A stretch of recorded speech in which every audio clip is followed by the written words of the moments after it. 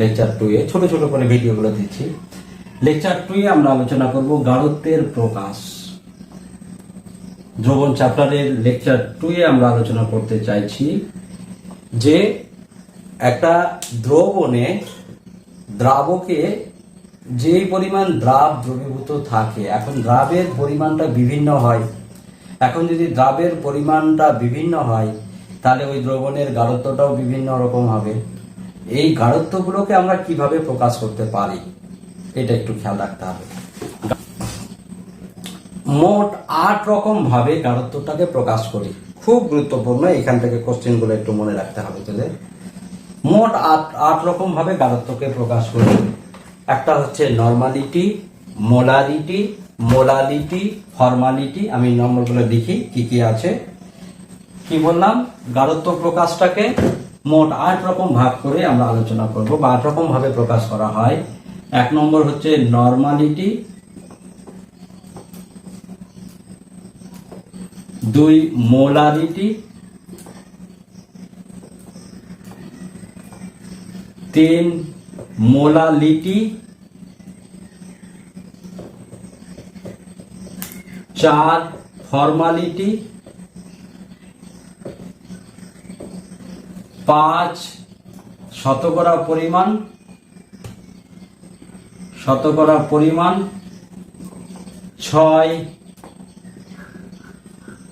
6 মোল ভগ্নাংশ,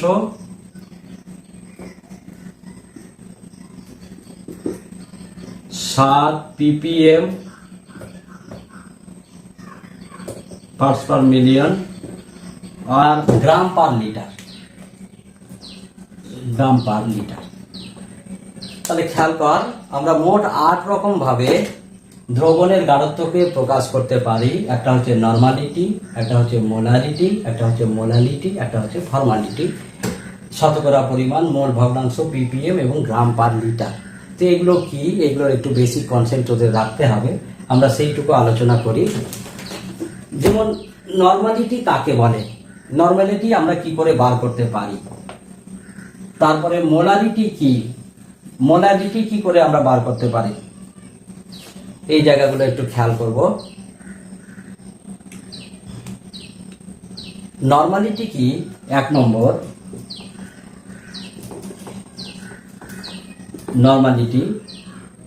নরমালিটির সংজ্ঞায় বলা হচ্ছে যে 1 লিটার দ্রাবকে সর্বোচ্চ যত গ্রাম তুল্যাঙ্ক সংখ্যা পরিমাণ, 1 লিটার দ্রাবকে যত গ্রাম তুল্যাঙ্ক সংখ্যা পরিমাণ পদার্থ বা দ্রাব দ্রবীভূত থাকে, সেই সংখ্যার পরিমাণ, সেই পরিমাণটাকে আমরা ওই দ্রবণের তার নরমালিটি বলবো। 1 লিটার দ্রবণে যত গ্রাম তুল্যাঙ্ক পরিমাণ পদার্থ দ্রবীভূত থাকবে তার পরিমাণটাই হচ্ছে তার নরমালিটি। যদি 1 লিটার দ্রবণে 1 গ্রাম তুল্যাঙ্ক পরিমাণ পদার্থ দ্রবীভূত থাকে তখন তার নরমালিটি হলো 1। অর্থাৎ নরমালিটি যখন আমরা মাপবো, নরমালিটি মাপার যে সমীকরণ, সেখানে বলা হচ্ছে নরমালিটি সমান হবে গ্রাম তুল্যাঙ্ক সংখ্যা, নাম্বার অফ গ্রাম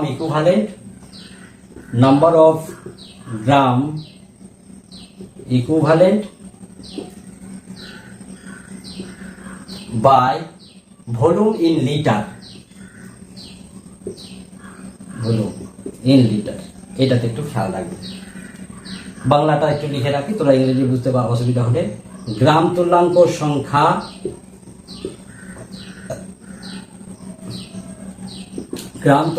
সংখ্যা বাই হচ্ছে আয়তন কত ইন লিটারে, এটা একটু খেয়াল রাখিস। যদি ml এ হয় তখন কি করব, লিটারে এনএ করব, করে দেখাচ্ছি আমি। গ্রাম তুল্যাঙ্ক সংখ্যা কি? গ্রাম তুল্যাঙ্ক সংখ্যা হলো কোন পদার্থের গ্রাম তুল্যাঙ্ক সংখ্যা হবে গ্রাম ইকুইভ্যালেন্ট। আমি এখানে লিখে রাখছি, গ্রাম ইকুইভ্যালেন্ট হচ্ছে ওয়েট যত পরিমাণ দেওয়া আছে তাকে তার তুল্যাঙ্ক ভার দিয়ে ভাগ করে দেব। ওজন যত পরিমাণ পদার্থ থাকবে তার তুল্যাঙ্ক ভার দিয়ে ভাগ করে যদি দিই, তাহলে যেই সংখ্যাটা পাবো সেটাই হচ্ছে তার গ্রাম তুল্যাঙ্ক সংখ্যা। ঠিক? তো আমরা যদি একটা উদাহরণ নিই তাহলে আশা করি বুঝতে পারবো। ধরে নে 500 ml দ্রাবকে বা জলে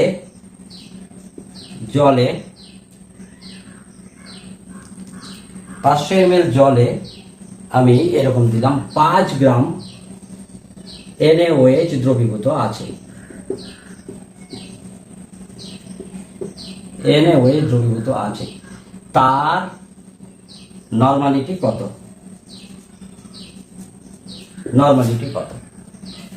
ঠিক, এই জায়গাটা আমরা একটু ক্যালকুলেট করব, একটু বোঝার চেষ্টা কর নরমালিটি কত। তাহলে আমাদের দেওয়া আছে ভলিউম, আয়তন কত, ভিটা দেওয়া আছে 500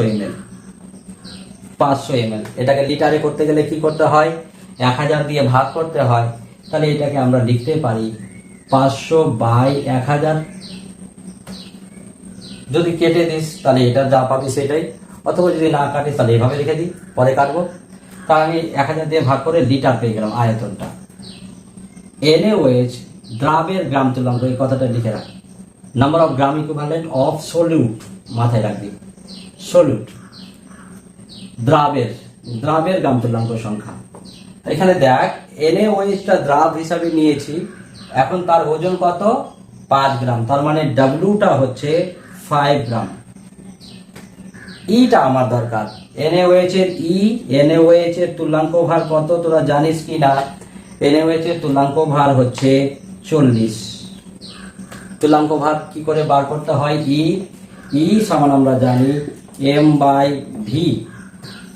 আণবিক গুরুত্বকে তার যদি ক্ষার থাকে তাহলে আম্লিক গ্রাহিতা, বা যটা OH থাকবে সেই সংখ্যাটা দিয়ে ভাগ করে দিব, বা অ্যাসিড থাকলে যটা H+ থাকবে সেই সংখ্যাটা দিয়ে ভাগ করব, তখন সেটাকে ক্ষার গ্রাহিতা বলা হয়। তো ভি এর মানটা বা যোজ্যতা কথা এক কথায় মাথায় রাখবি, দিয়ে ভাগ করে দিলে আমরা তার তুল্যাঙ্ক ভারটা পেয়ে যাব। NaOH এর আণবিক ভর হচ্ছে 40, আর যেহেতু একটা OH আছে, 1 দিয়ে ভাগ করলে আমরা 40ই পাবো, যার জন্য এর তুল্যাঙ্ক ভার আমরা 40 লিখলাম। ক্লিয়ার?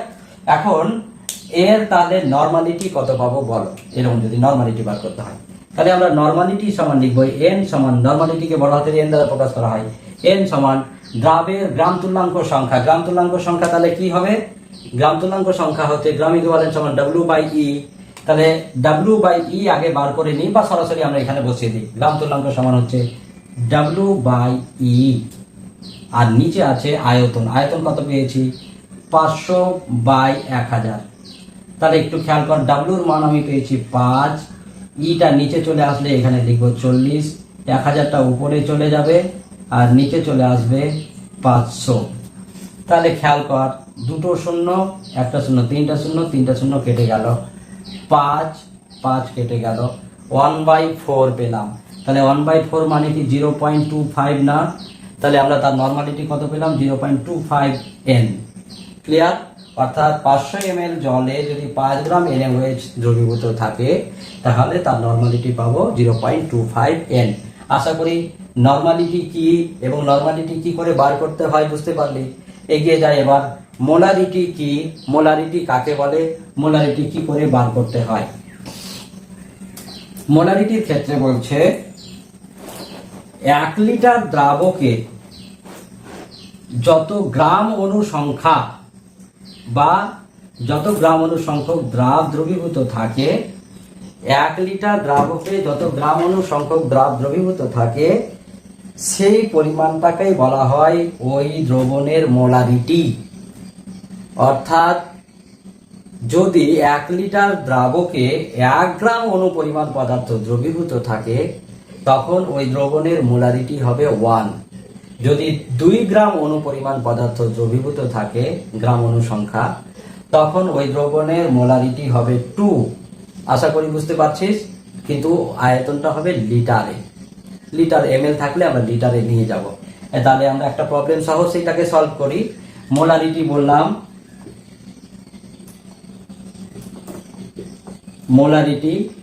মোলারিটি হচ্ছে দ্রাবের গ্রাম অণু সংখ্যা বাই আয়তন, দ্রাবকের বা দ্রবণের আয়তন। দ্রাবের গ্রাম অণু সংখ্যা, মাথায় রাখবি, গ্রাম অণু সংখ্যা বাই আয়তন। কার? দ্রবণের আয়তন বা দ্রাবকের আয়তন। আয়তনটা কিসে? ইন লিটারে। এটা একটু খেয়াল রাখবি। গ্রাম অণু সংখ্যা কি করে বার করা হয়? গ্রাম মোল। গ্রাম অণু সংখ্যাকে আবার মোলও বলা হয়। আমরা জানি গ্রাম অণু সংখ্যাটাকে এন দ্বারা সাধারণত লিখি কি? W/m, অর্থাৎ একটা পদার্থের ওজনকে তার আণবিক ভর দিয়ে যদি ভাগ করে দিই তখন যেটা পাবো সেটাই হচ্ছে তার গ্রাম অণু সংখ্যা। উদাহরণ হিসাবে একটু খেয়াল কর, H2SO4 এর আমি 49 গ্রাম পদার্থ 2 লিটার জলে দ্রবীভূত আছে। ক লিটার? বা আমি বললাম 250 ml। 250 ml জলে 250 ml জলে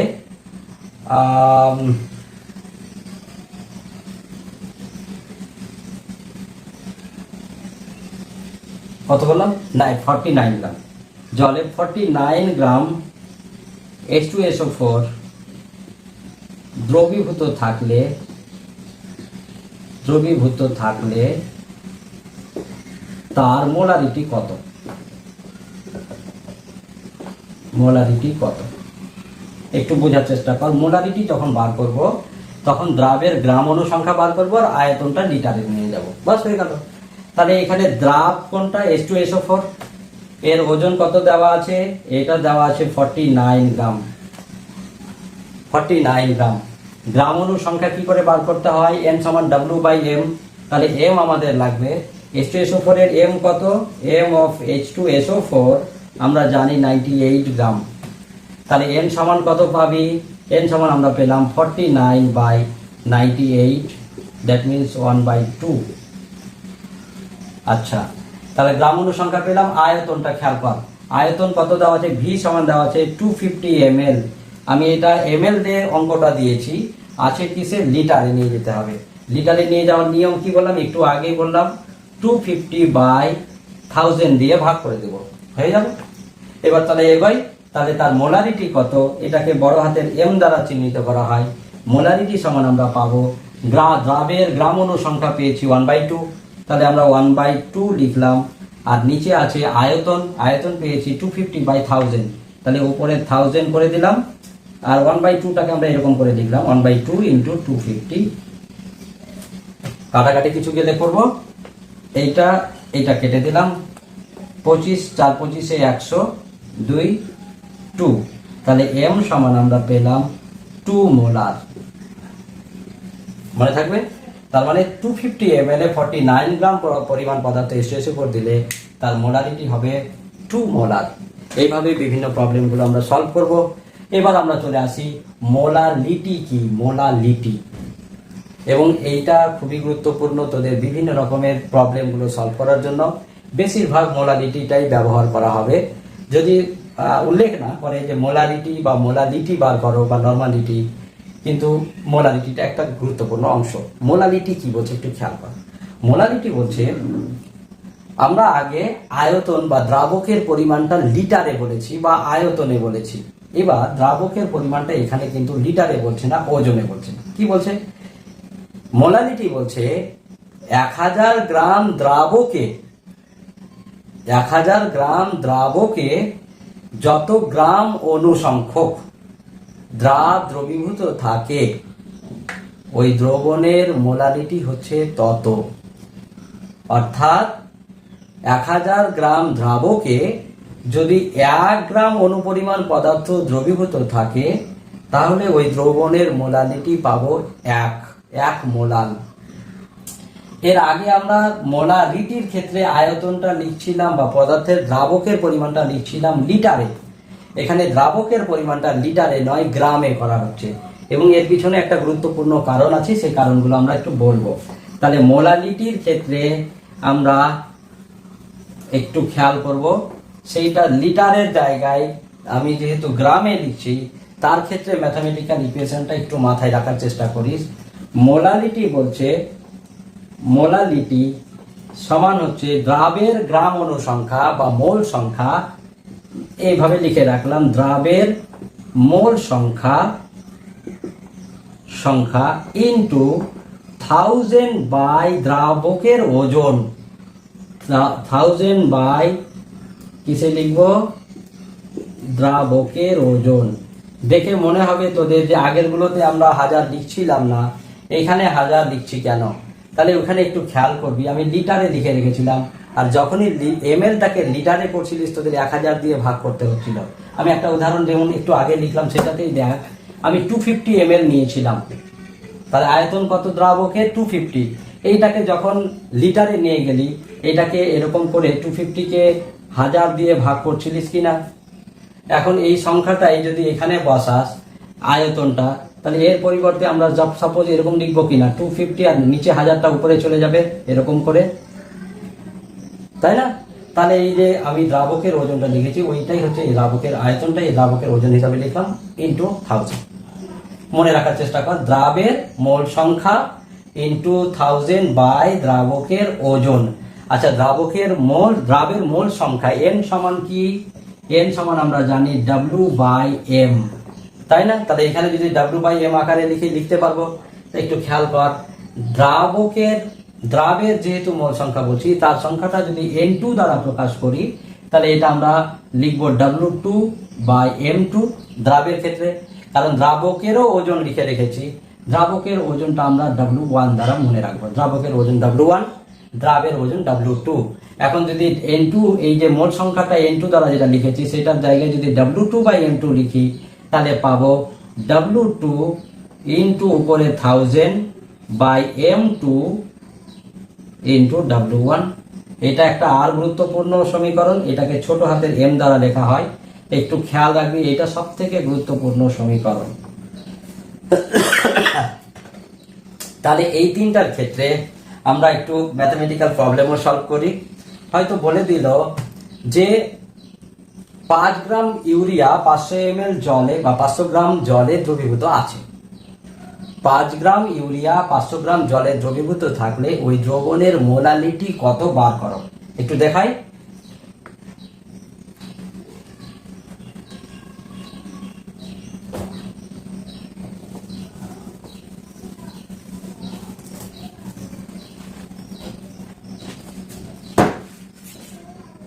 पाँच ग्राम यूरिया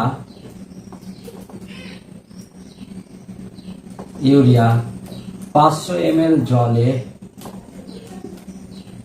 500 ml না করে 500 গ্রাম করব, 500 গ্রাম জলে দ্রবীভূত থাকলে তার বা দ্রবণের মোলালিটি কত, গাঢ়ত্বটা মোলালিটি কত, দ্রবণের মোলালিটি কত, এই জায়গায় একটা অঙ্ক তোদের দিয়ে দিয়েছে বার করে। আমি গ্রাম ইউরিয়া এই জায়গায় অঙ্কগুলো যখন পড়বি তখন একটা জিনিস সবসময় খেয়াল রাখবি, দ্রাবক কোনটা আর দ্রাব কোনটা, এইটাকে তোদের চিনতে হবে। দ্রাবক আর দ্রাব চিনতে গিয়ে অনেকের সমস্যা হয় বলে ওই অঙ্কগুলো পারে না, অনেকেই প্রবলেম করছে স্যার এই জায়গার অঙ্কগুলো পারছি না। অঙ্ক খুব সহজ, খালি চিনতে হবে দ্রাবক আর দ্রাব। এবার বলি, দ্রাবক কোনটা, যার পরিমাণ বেশি থাকবে সেটা দ্রাবক, যেতে দ্রবীভূত থাকবে সেটা দ্রাবক, আর যার পরিমাণ কম সেটা হলো দ্রাব। একটু খেয়াল কর, ইউরিয়া আছে জলে দ্রবীভূত আছে, ইউরিয়ার পরিমাণ 5 গ্রাম, জলের পরিমাণ কত 500, তাহলে দ্রাবক কোনটা, জল, এখানে আমরা দ্রাবক হিসাবে চিহ্নিত করে রাখলাম, এটা দ্রাবক। দ্রাব কোনটা, তাহলে এটা হচ্ছে দ্রাব, তাই না।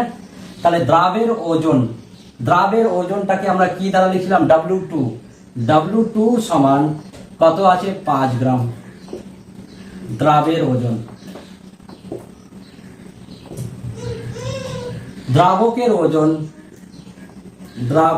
ওজন W1 সমান আমরা পেয়েছি 500 গ্রাম, ঠিক আচ্ছা। একটু খেয়াল কর, দ্রাবটা কি দেওয়া আছে, ইউরিয়া, তাহলে ইউরিয়ার সংকেত কি, ইউরিয়ার সংকেত হচ্ছে CONH2 2 টাইমস। এর আণবিক ভর কত হবে আমরা মাপি, কার্বন একটা আছে 12, অক্সিজেন একটা আছে 16, আর নাইট্রোজেন 14, আর দুটো হাইড্রোজেন কত হলো 14 আর 2 16।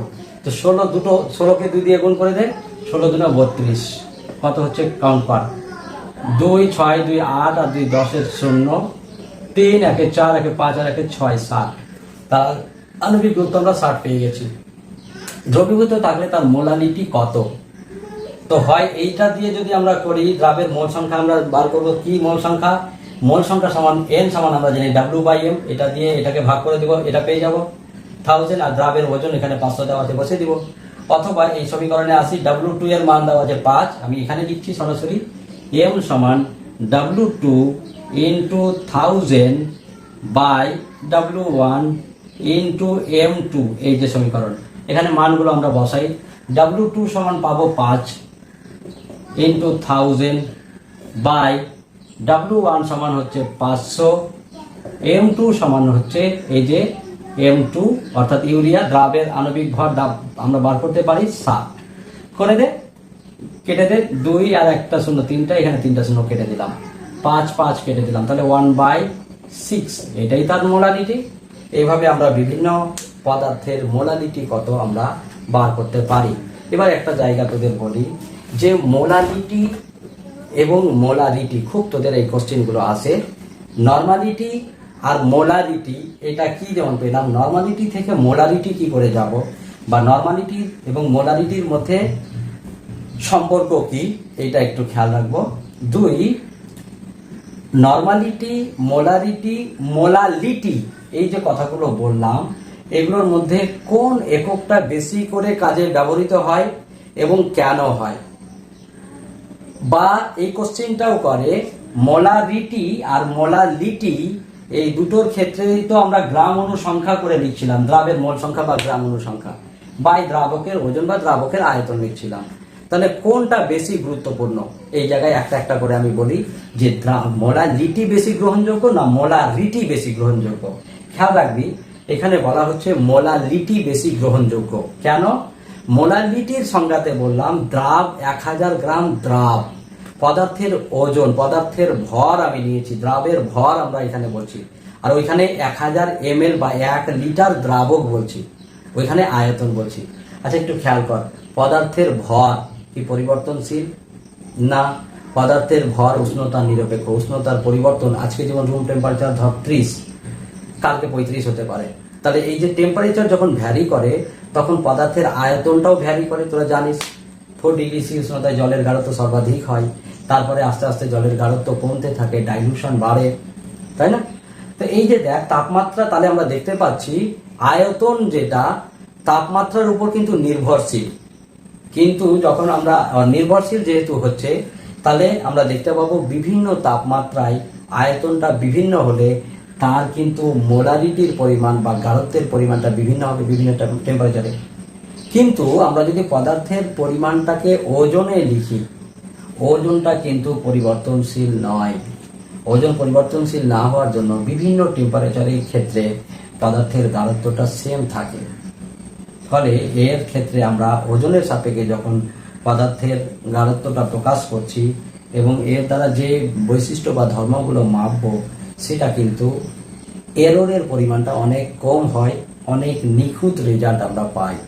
এই জন্যই মোলারিটি বা নর্মালিটির পরিবর্তে আমরা মোলালিটিটা ব্যবহার করি। এখন একটা জিনিস, একটা কোশ্চিন আছে তোদের, যে নর্মালিটি, মোলারিটি, মোলালিটি, এগুলোর মধ্যে কোনটা উষ্ণতা নির্ভরশীল এবং কোনটা উষ্ণতা নির্ভরশীল নয়। এই জায়গায় মাথায় রাখবি যে যে সমস্ত এককের ক্ষেত্রে, গাঢ়ত্ব প্রকাশের এককের ক্ষেত্রে আয়তন টার্মটা থাকবে, তারা ভলিউম আয়তন টার্মটা থাকবে, ভালো করে শুনবি, তারা কিন্তু উষ্ণতা নির্ভরশীল হবে। আর যাদের আয়তন নির্ভরশীল নেই, আয়তন টার্মটা থাকবে না, তারা উষ্ণতা নির্ভরশীল নয়, উষ্ণতা নিরপেক্ষ হয়। তো মোলালিটিটা উষ্ণতা নিরপেক্ষ এবং বিভিন্ন উষ্ণতায় এর গাঢ়ত্বের পরিমাণটা বিভিন্ন হয়। আর একটু উদাহরণ দিই, তোদের একটা কোশ্চেন আরো আছে, সেটাও বলি, যে তোদের বলে দিল এক মোলার H2SO4 দ্রবণ, 1 মোলার H2SO4 এবং 1 মোলাল H2SO4 এর জলীয় দ্রবণ। জলীয় দ্রবণ, এটাও জলীয় দ্রবণ। কোশ্চেনটা খেয়াল রাখবি। আমি H2SO4 দিয়ে করলাম, NaCl করে করতে পারে, NaCl দিয়েও করি। আচ্ছা, H2SO4 বাদ দিয়ে একটা NaCl করে দেখাই। NaCl এর দ্রবণ, এটা NaCl লিখলাম, 1 মোলার NaCl দ্রবণ, 1 মোলার NaCl দ্রবণ, 1 মোলার NaCl এর জলীয় দ্রবণ, কার গাঢ়ত্ব বেশি বলো? কার গাঢ়ত্ব বেশি? বা এমসিকিউ দিয়ে কোশ্চেন বললো যে কার গাঢ়ত্ব, এদের গাঢ়ত্ব কি সমান, অসমান, কার বেশি কার কম, এরকম বলতে পারে। তাহলে আমরা এই জায়গাটা একটু খেয়াল করি, একটু বুঝবো। আমরা ওই যে জলের ক্ষেত্রে 1000 গ্রাম যেটা ধরেছি, সেইটা বলা হচ্ছে যে ন্যাচারালি, স্বাভাবিক, অ্যাপ্রক্সিমেটলি যেটা ধরা হয় সেটা হচ্ছে 1 ml জলের ওজন ধরা হয় 1 গ্রাম। তাহলে 1000 ml জলের ওজন কত? 1000 গ্রাম, তাই না? কিন্তু এক্স্যাক্টলি বা এইটা একদম জেনারেল এক্স্যাক্টলি যেটা যদি বলি, আমরা জানি বিভিন্ন টেম্পারেচারে জলের গাঢ়ত্ব বা জলের আয়তন বিভিন্ন হয়। তো এখানে দেখা গেছে 25 ডিগ্রি সি তাপমাত্রায়, 25 ডিগ্রি সি তাপমাত্রাতে 90 বা 1000 ml জলের 1000 ml জলের ওজনটা পাওয়া যায় 99.96 বা 99.6 গ্রামের মতো। কত বললাম? 1000 ml